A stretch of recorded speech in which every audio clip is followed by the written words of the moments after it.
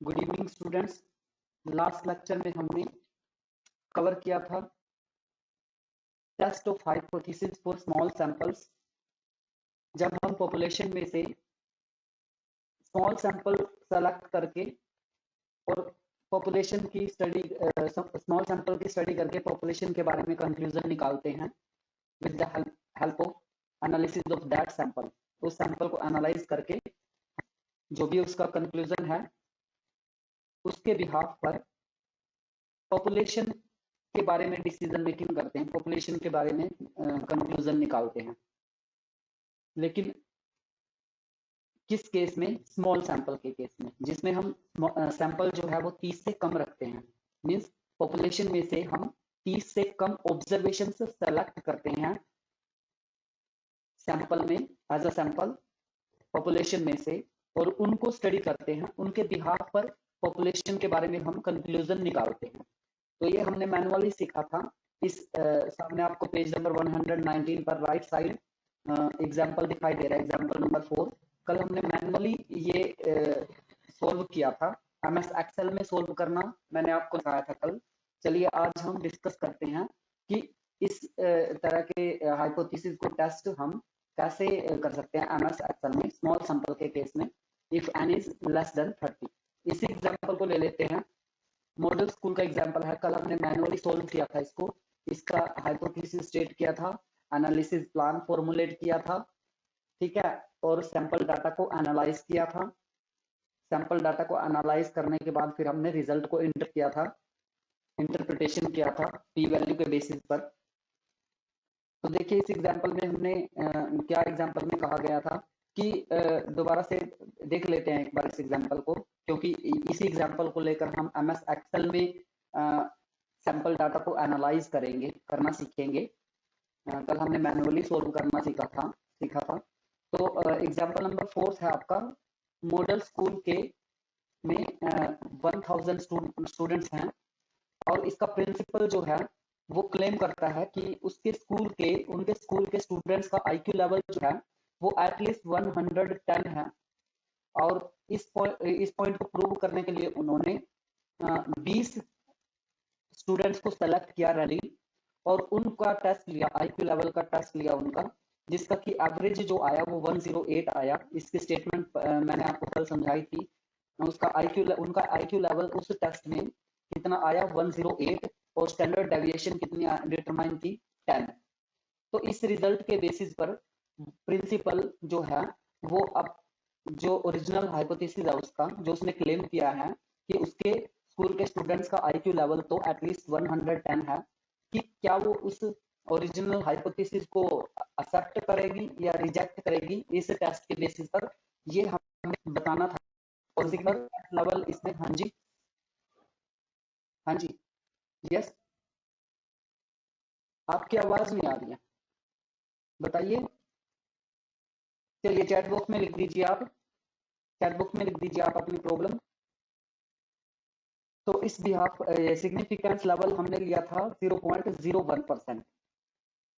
0.01 significance level लिया था, means 1% significance level पर हमने काम किया था। 99% एक्यूरेट रिजल्ट्स और 1% इसमें एरर्स होने की संभावना। इस तरीके से हमने सिग्निफिकेंस लेवल जो है वो सेलेक्ट किया था। तो कल मैंने आपको मैनुअली बताया था कि क्यों हमने नल हाइपोथेसिस जो है वो म्यू इज ग्रेटर देन और इक्वल टू 110 लिया। क्यों? क्योंकि उसने कहा है कि मेरे स्टूडेंट्स का आईक्यू लेवल जो है वो 110 या उससे ज्यादा है, मींस एटलीस्ट 110 ही है, कम से कम 110 तो है ही, मींस उससे ज्यादा भी हो सकता है। Means mu is equal to 110 और ग्रेटर देन 110, 110 के बराबर या 110 से ज्यादा। और बाकी बचा फिर क्या स्टेटमेंट बचती है कि इन दोनों को छोड़कर, कि एटलीस्ट 110 या 100 ज्यादा को छोड़कर क्या बचता है? कम, 110 से कम आईक्यू लेवल हो सकता है उनका, वो आपका क्या है? अल्टरनेटिव हाइपोथेसिस आपने सेलेक्ट किया था कल मैनुअली। उसके बाद फॉर्मुलेट किया आपने एनालिसिस प्लान, जिसमें कि सिग्निफिकेंस लेवल क्या आपने लिया? 0.01%। ये तो स्टेटमेंट में ही गिवन है, और आप इसमें 1 सैंपल टी टेस्ट लेंगे। क्यों? क्योंकि अल्टरनेटिव हाइपोथेसिस जो है आपका 1 फेल्ड टेस्ट है। Analyse sample data sample data को फिर आप एनालाइज करना हमने सीखा था इस एग्जाम्पल में कि इसमें आप सबसे पहले तो स्टैंडर्ड एरर डिटरमाइन करेंगे। स्टैंडर्ड एरर कैसे डिटरमाइन किया था आपने? स्टैंडर्ड एरर को डिटरमाइन करने के लिए क्या फॉर्मूला होता है आपका? S divided by square root of n. S जो है वो है आपका 10, मींस स्टैंडर्ड डेविएशन उन 20 स्टूडेंट्स की आपकी क्या थी, जो सैंपल आपने सेलेक्ट किया था उसकी स्टैंडर्ड डेविएशन वो क्या है? एस, जो कि 10 है। 10 को न्यूमरेटर एज ए न्यूमरेटर रखेंगे हम, और square root of n. N क्या है आपका? नंबर ऑफ ऑब्जर्वेशन कितनी ली थी आपने सैंपल में? 20, उसका स्क्वायर रूट। तो 10 को डिवाइड करेंगे 20 के स्क्वायर रूट से, तो आपका एरर आ जाता है 2.2236, 2.236। ये आपने कल डिटरमाइन किया था स्टैंडर्ड एरर। उसके बाद नेक्स्ट पेज पर आ जाइए। इस एग्जांपल में आपने कल degree of freedom find out की थी। डिग्री ऑफ फ्रीडम क्या होता है? नंबर ऑफ ऑब्जर्वेशंस में से एक कर देंगे, 1 लेस कर देंगे। आप 20 आपने सैंपल्स में नंबर ऑफ ऑब्जर्वेशंस थी 20, उसमें से 1 माइनस करेंगे तो क्या आ जाएगा? 19, जो कि डिग्री ऑफ फ्रीडम है आपका। टी कैसे कैलकुलेट करते हैं आप? X minus mu divided by standard error. X क्या है आपका? Sample mean. जो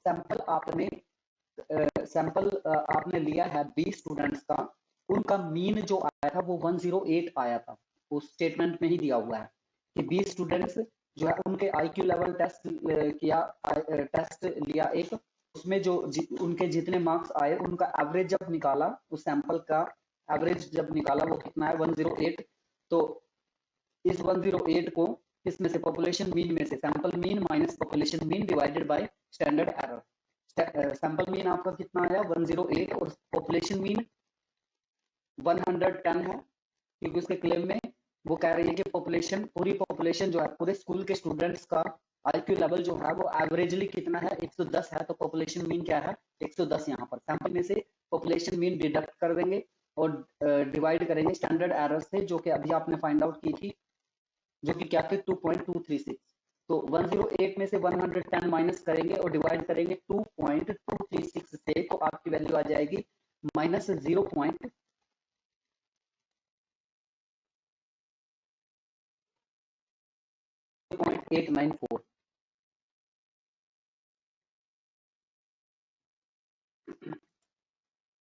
Am I audible to all of you? Yes, am I audible?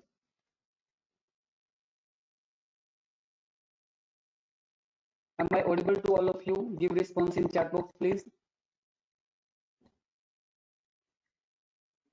Chat box में रिप्लाई कीजिए, मैं ऑडिबल हूं। Okay okay okay, thank you. तो चलिए इसी में ही हम इसके बाद टेबल वैल्यू से देखकर पी वैल्यू हमने देख ली। इस 0.84 की जो प्रोबेबल वैल्यू क्या आई? 0.19, जो कि आप टेबल में से देख लेंगे। फिर आप ये इंटरप्रेट करेंगे इस रिजल्ट को, पी वैल्यू जो है वो सिग्निफिकेंस लेवल से ज्यादा आई है या कम आई है। बेसिस पर आप नल हाइपोथेसिस को रिजेक्ट या सेलेक्ट करते हैं। तो पी वैल्यू यहाँ पर 0.19 आई थी कल, और जो कि सिग्निफिकेंस लेवल क्या है? 0.01, उससे ज्यादा है। तो आपने क्या किया? नल हाइपोथेसिस को सेलेक्ट कर लिया। इसका मतलब उसका क्लेम जो है, उसके स्टूडेंट्स के अबाउट, उसने क्लेम में क्या कहा कि उसके स्टूडेंट्स का जो एवरेज आईक्यू लेवल है वो 110 है। तो वो बिल्कुल सही है, क्योंकि हमने नल हाइपोथेसिस यही लिया था, एटलीस्ट 110, और ये टेस्ट में जो है ये प्रूव हो गया। नल हाइपोथेसिस आपने सेलेक्ट कर लिया। क्यों? क्योंकि पी वैल्यू जो है वो आपकी 0.01 से सिग्निफिकेंस लेवल से जो है वो ज्यादा है, 0.19। तो इसलिए हम नल हाइपोथेसिस को सेलेक्ट कर लेंगे। अगर ये पी वैल्यू कम आती, सिग्निफिकेंस लेवल 0.01 से कम आती, मान लीजिए वो आती 0.0001, तो कम होती वो 0.01 से सिग्निफिकेंस लेवल से, तो हम क्या करते? नल हाइपोथेसिस को रिजेक्ट कर देते उस केस में, और ये कहते कि नहीं, इस इन प्रिंसिपल के स्टूडेंट्स का आईक्यू लेवल इतना नहीं है, उससे कम हो सकता है। तो ये हमने मैनुअली इसको सीखा था। आइए चले अब एमएस एक्सेल में इसको कैसे सोल्व करना है हमने वो सीखते हैं। एमएस एक्सेल ओपन कर लेते हैं।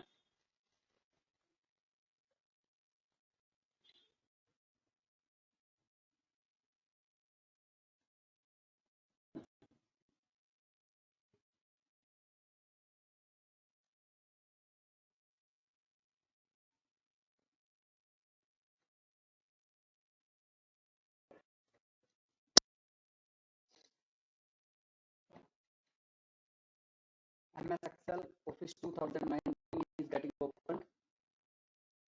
Is it visible to all of you? Excel की जो स्क्रीन ओपन हो रही है वो आपको दिखाई दे रही है? चैट बॉक्स में रिप्लाई कीजिए। ये मैंने ओपन किया इसका, क्या आपको दिखाई दे रहा है? इसको मैं नीचे एक्सटेंड कर, ये देखिए, क्या आपको दिखाई दे रहा है? इसको थोड़ा इधर कर लेता हूँ क्योंकि राइट साइड में मेरे जो स्क्रीन पर गो टू मीटिंग ऐप खुला हुआ है, और अगर मैं इसको थोड़ा इधर नहीं करता तो ये क्या ये मेरे को विजिबल नहीं होगी इतनी शीट इसकी एक्सेल की। इसको मैं इसे रखता हूँ, इतनी शीट ये विजिबल रहेगी। इससे इधर इस पोर्शन में मेरा गो टू मीटिंग ऐप खुला हुआ है, ये मैं चाहता हूँ कि मेरे विजिबल ही रहे, मुझे दिखता रहे कि मैं ऑडिबल हूँ या नहीं। यहाँ पर माइक कैमरा और ये सब कुछ मेरे को दिखाई दे रहा है, रिकॉर्डिंग चल रही है या नहीं। तो आप ये बताइए कि ये जो एक्सेल की शीट है ये दिखाई दे रही है आपको? यस और नो चैट बॉक्स में बताइए, चैट बॉक्स में बताइए एक्सेल जो वर्कशीट है वो दिखाई दे रही है?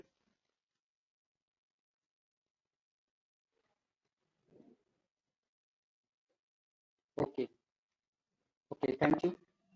तो चलिए उसी एग्जांपल के हेल्प से हम एक्सेल में कैसे हाइपोथेसिस टेस्टिंग करते हैं। देखिए, कंप्लीट हाइपोथेसिस टेस्टिंग तो हम नहीं कर सकते एक्सेल में, हमें कुछ काम तो मैनुअली ही करना पड़ेगा। जैसे हाइपोथेसिस स्टेट करना, वो तो माइंड वर्क है, वो तो आपको माइंड में ही करना है कि नल हाइपोथेसिस क्या होगा, अल्टरनेटिव हाइपोथेसिस क्या होगा, ये आपको ही सोचना पड़ेगा स्टेटमेंट के अकॉर्डिंग, क्योंकि डाटा को कलेक्ट आपने किया है, डाटा की नेचर आप जानते हैं, आपके ऑब्जेक्टिव जान आपके ऑब्जेक्टिव्स भी आप जानते हैं, डाटा की नेचर, जो डाटा आपने कलेक्ट किया है, सैंपल जो आपने सेलेक्ट किया है, ये सब आपने किया है। तो उस बिहाफ पर जो क्लेम करना चाहते हैं आप, उसके रिगार्डिंग नल या अल्टरनेटिव हाइपोथेसिस आप सेलेक्ट या रिजेक्ट करेंगे, आप स्टेट करेंगे। उसके बाद एनालिसिस प्लान आप खुद बनाएंगे डाटा के अकॉर्डिंग और अपने ऑब्जेक्टिव के अकॉर्डिंग। फिर उसके बाद हम एक्सेल में क्या कर सकते हैं, इस सैंपल डाटा, जो डाटा हमने कलेक्ट किया है, जो सैंपल हमने सेलेक्ट किया है, उस सैंपल से रिलेटेड जो डाटा कलेक्ट किया है आपने, उस कलेक्टेड डाटा को एनालाइज कर सकते हैं आप एक्सेल में। मींस थर्ड स्टेप जो है वो आप एक्सेल में परफॉर्म कर सकते हैं, जिसके बिहाफ पर आप डिसीजन मेकिंग कर सकते हैं कि नल हाइपोथेसिस को रिजेक्ट करना है या सेलेक्ट करना है। तो वो सारी कैलकुलेशंस आपको करके दिखा देगा, लेकिन फिर भी आपको क्या करना पड़ेगा, लास्ट में जो वो पी वैल्यू देगा, उस पी वैल्यू को आपने सिग्निफिकेंस लेवल से कंपेयर तो आपको खुद ही करना पड़ेगा, ताकि आप ये डिसीजन ले सको कि आपका नल हाइपोथेसिस रिजेक्ट होना है या सेलेक्ट होना है। तो आप क्या करेंगे, एनालाइज करेंगे सैंपल डाटा को इसमें।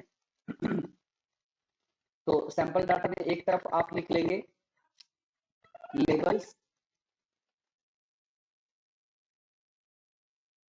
एक रो में आप लेबल्स लिख लेंगे और दूसरी में आप लिख लेंगे वैल्यूज। दूसरी रो में आप वैल्यूज लिख लेंगे। लेबल्स में आप लिखेंगे कि सैंपल मीन, आप जो सैंपल डाटा कलेक्ट किया है उसका मीन कितना आया है। मीन तो आप मैनुअली या फिर और किसी फंक्शन से एक्सेल के कैलकुलेट कर लेंगे, या फिर स्टेटमेंट में ये तो आपको गिवन ही है। अगर गिवन नहीं है आपको, आप अभी अभी डाटा कलेक्ट करके लाए हैं कि इस स्टूडेंट के का इतना IQ लेवल आया है, मान लीजिए 100 आया, इसका 101 आया है, तीसरे स्टूडेंट का 109 आया है, चौथे स्टूडेंट का 105 आया है। तो आप ये एवरेज तो खुद ही निकाल सकते हैं। 20 स्टूडेंट्स का एवरेज हम फार्मूला लगा देंगे, सभी का टोटल कर देंगे और उसको डिवाइड कर देंगे किससे, नंबर ऑफ ऑब्जर्वेशन से। जितनी ऑब्जर्वेशन आपने सेलेक्ट की थी 20, तो सभी का टोटल, उनके IQ लेवल्स का टोटल करके और उस 20 से डिवाइड करके आपका सैंपल मीन आ जाएगा, जो कि यहाँ पर इस स्टेटमेंट में आपको गिवन था। क्या, सैंपल मीन। सैंपल मीन कितना गिवन है आपको, 108। ये अगर आपको गिवन ना हो तो 20 सैंपल्स जो आपने उनका टेस्ट की परफॉर्मेंस आपको दे दें, क्योंकि टेस्ट आप खुद कंडक्ट करें, परफॉर्मेंस आप खुद रिकॉर्ड करेंगे एज ए रिसर्चर, क्योंकि आप रिसर्चर हैं, आप डाटा कलेक्ट करें, उन 20 स्टूडेंट्स को आप ऑब्जर्व करेंगे, उनका टेस्ट कंडक्ट करेंगे, फिर उसके बाद क्या करेंगे, परफॉर्मेंस को इवेल्युएट करेंगे, मेजर करेंगे परफॉर्मेंस को। तो ये सब काम आप खुद ही करेंगे। उसके बाद दूसरी चीज इसमें क्या है कि स्टैंडर्ड एरर आप डिटरमाइन कर लेंगे। आपके पास डाटा होगा तो आप स्टैंडर्ड एरर 20 सैंपल से रिलेटेड डाटा आपने कलेक्ट किया है, ये स्टैंडर्ड एरर जो है ये गिवन है स्टेटमेंट में। इसका मतलब ये नहीं है कि आपको कभी कुछ फाइंड आउट करने की जरूरत नहीं है भाई।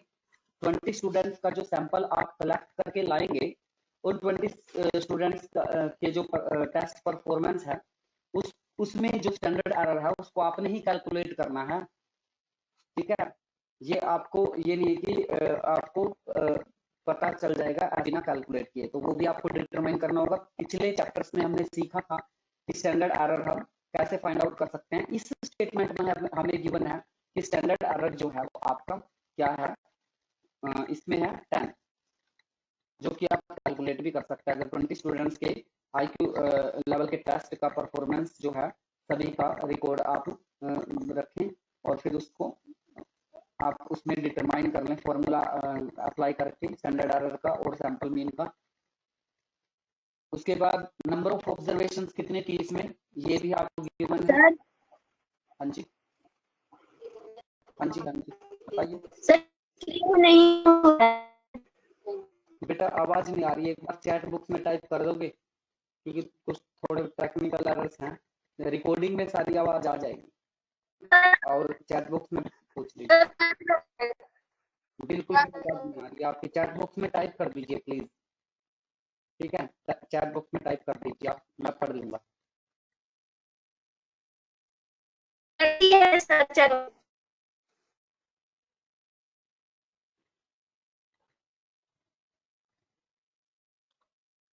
Type in chat box.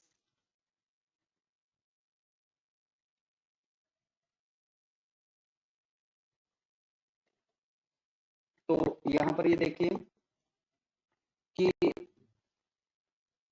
इस डाटा से आपने क्या इसको क्या करना है, एनालाइज करना है with the help of mega stat option. आप आपके पास और भी है क्या, तो म्यू है, पॉपुलेशन मीन है। पॉपुलेशन मीन कितना है, म्यू जो है आपके वो है 110। तो आप क्या करेंगे, सबसे पहले डाटा में जाएंगे, डाटा में मेगा स्टैट ऑप्शन पर क्लिक करेंगे, डाटा में जाएंगे। स्क्रीन शो नहीं हो रही है, screen is not visible. Excel की स्क्रीन जो है वो ओपन नहीं है।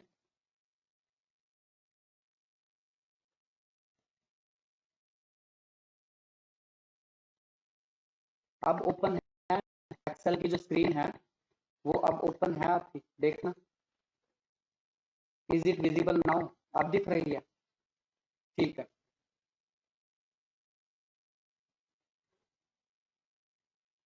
ठीक है, इसको मैंने नीचे रख लिया। तो अब देखिए कि आप MS एक्सेल में फाइंड आउट करना चाहते हैं, इसके एनालाइज करना चाहते हैं जो सैंपल आपने कलेक्ट किया है 20 स्टूडेंट्स का, उस कलेक्टेड डाटा में का जो सैंपल मीन है वो 108 है, स्टैंडर्ड एरर 10 है, और नंबर ऑफ ऑब्जर्वेशन तो आपको पता है क्योंकि सैंपल आपने कितने का सेलेक्ट किया है, 20 ऑब्जर्वेशन का, 20 स्टूडेंट्स का सैंपल आपने सेलेक्ट किया था पूरे स्कूल के। सभी स्टूडेंट्स में से आपने कितने स्टूडेंट सेलेक्ट किए थे, 20। तो इसको एनालाइज करने के लिए आप यहाँ पर क्या करेंगे, देखिए डाटा में जाएंगे, डाटा रिबन में जाएंगे और सबसे लास्ट में मेगा स्टैट आपको एड इन करना बताया था मैंने लास्ट लेक्चर्स में कि कैसे मेगा स्टैट को एड इन करते हैं। एड इन करने के बाद आप मेगा ऑप्शन पर क्लिक करेंगे। मेगा स्टैट ऑप्शन पर क्लिक करने के बाद आप यहाँ पर हाइपोथेसिस टेस्ट, इस पॉपअप मेनू में से हाइपोथेसिस टेस्ट को सेलेक्ट करेंगे। दोबारा बता देता हूँ एक बार, मेगा स्टैट में हाइपोथेसिस टेस्ट, फिर हाइपोथेसिस टेस्ट में मीन वर्सेस हाइपोथेसाइज्ड वैल्यू। क्यों, क्योंकि आप मीन के अबाउट, मीन के बिहाफ पर जो सैंपल डाटा आपने कलेक्ट किया है उसके मीन के बिहाफ पर आप पॉपुलेशन के बारे में डिसीजन मेकिंग कर रहे हो। तो मीन वर्सेस हाइपोथेसाइज्ड वैल्यू, आप यहाँ पर इस पर क्लिक करेंगे और समरी इनपुट पर आप क्लिक कर देंगे, क्योंकि समरी चाहिए आपको। इनपुट रेंज देंगे आप। इनपुट रेंज में क्या देंगे आप? इनपुट रेंज में आप ये वैल्यूज दे देंगे, जो वैल्यूज आपने यहाँ पर 108 है, और ये तीनों चीजें दे देंगे, सैंपल मीन, स्टैंडर्ड डेविएशन और नंबर ऑफ ऑब्जर्वेशंस। उसके बाद हाइपोथेसाइज्ड मीन कितना है, क्या क्लेम किया था उसने? नल हाइपोथेसिस आपने क्या सिलेक्ट किया था? 110। हाइपोथेसाइज्ड मीन क्या है? 110। और यहाँ पर आप ऑप्शन सेलेक्ट कर लेंगे कि अल्टरनेटिव हाइपोथेसिस आपने क्या चूज किया है। यहाँ पर इस एग्जांपल में, क्योंकि इनिशियल क्लेम क्या था कि म्यू जो है वो ग्रेटर देन और इक्वल टू 110 है, तो अल्टरनेटिव हाइपोथेसिस यहाँ पर क्या था? Less than 110। तो लेस देन 110 को आप क्लिक कर लेंगे। लेस देन के बाद आप टी टेस्ट को आप यहाँ पर अप्लाई करेंगे, क्योंकि एनालिसिस प्लान में आपने डिसाइड किया था ये डाटा के बिहाफ पर कि इस पर एप्लीकेबल कौन सा टेस्ट है। और यहाँ पर सिग्निफिकेंस लेवल आपको चेंज करना पड़ेगा, क्योंकि बाय डिफॉल्ट यहाँ पर 95% रहता है, लेकिन इस सिचुएशन में आपको 5% एरर से काम नहीं चलेगा। आपका 1% 99% एक्यूरेसी लेवल पर आपने काम करना है। मींस कॉन्फिडेंस इंटरवल आपका 99% आप सेलेक्ट कर लेंगे, जैसा कि स्टेटमेंट में गिवन है। 1% सिग्निफिकेंस लेवल पर आप काम कर रहे हैं। तो देखिए, इसको सेलेक्ट करने के बाद ओके पर आप क्लिक करेंगे। ओके पर क्लिक करेंगे तो ये इसको एनालाइज कर देगा।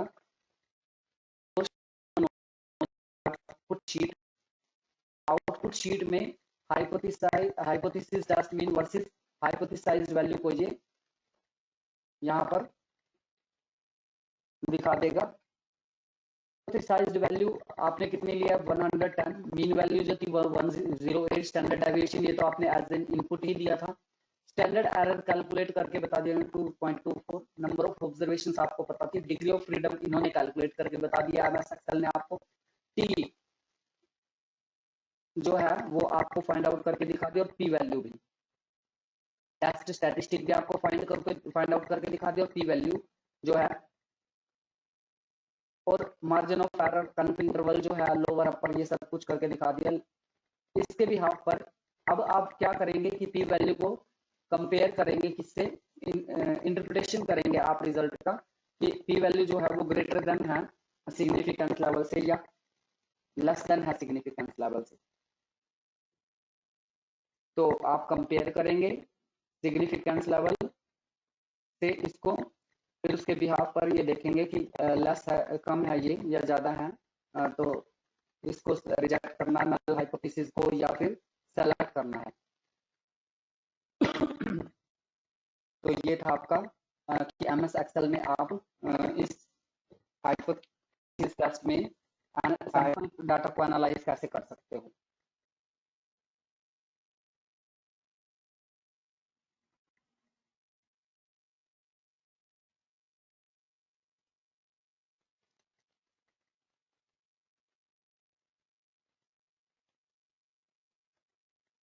हाँ जी, चलिए अब फिर से उसी अपने पीडीएफ फाइल पर। नेक्स्ट जो 3 एग्जांपल्स हैं वो इसी से रिलेटेड हैं। एग्जांपल नंबर 5th और 6th भी इसी कंसेप्ट से रिलेटेड हैं। इनमें से कोई भी आप अपने प्रैक्टिकल कंडक्ट करने के लिए आप इनमें से कोई भी चूज कर सकते हैं, और प्रैक्टिकल फाइल अपने एक्सपेरिमेंट में इनमें से कोई एग्जांपल या अनसोल्व न्यूमेरिकल में से आप सेलेक्ट कर सकते हैं, या फिर कोई और जो भी आपके पास डाटा है उस डाटा को आप ले सकते हैं इसमें। नेक्स्ट टॉपिक आपका है test of hypothesis about difference between two population means in case of independent samples, means small samples. Test of hypothesis about difference between two population means in case of independent samples. जब दो populations mean के बीच के difference के about आप hypothesis testing करते हैं, किसके के? independent samples के बीच में। जो दोनों samples हैं वो आपके independent रहेंगे, और small सैंपल्स आपने ड्रॉ किए हैं यहाँ पर। तो इसको पढ़ लीजिए जरा, थ्योरेटिकल पोर्शन पहले, फिर प्रैक्टिकली इसको करेंगे MS एक्सेल में। Difference between means of two samples is significant और नॉट, कि दो मीन्स के बीच का जो डिफरेंस है, दो सैंपल मीन के बीच का डिफरेंस, वो सिग्निफिकेंट है या नहीं। Whether both the samples have been drawn independently population और नॉट, चाहे वो दोनों सैंपल्स जो हैं वो एक ही पॉपुलेशन से ड्रॉ किए गए हैं और चाहे एक में से नहीं, अलग अलग पॉपुलेशन में से ड्रॉ किए गए। इसको डिटरमाइन करने के लिए आप क्या करेंगे, to determine it the test of significance of difference between two sample mean is worked out and the value of t is calculated as. T की वैल्यू कैसे कैलकुलेट करेंगे आप, sample mean first minus sample mean second divide standard error multiplied by square root of n1 n2 divided by n1 n2। इससे आप क्या करेंगे, x mean 1 क्या है यहाँ पर, mean of first sample, x2 क्या है, mean of second sample, x क्या है, कंबाइंड एस्टिमेट स्टैंडर्ड डेविएशन, ये क्या स्टैंडर्ड डेविएशन है कंबाइंड दोनों सैंपल्स की, और n1 क्या है, number of items in first sample, और n2 क्या है, number of items in second sample. तो इस फॉर्मूला के बिहाफ पर आप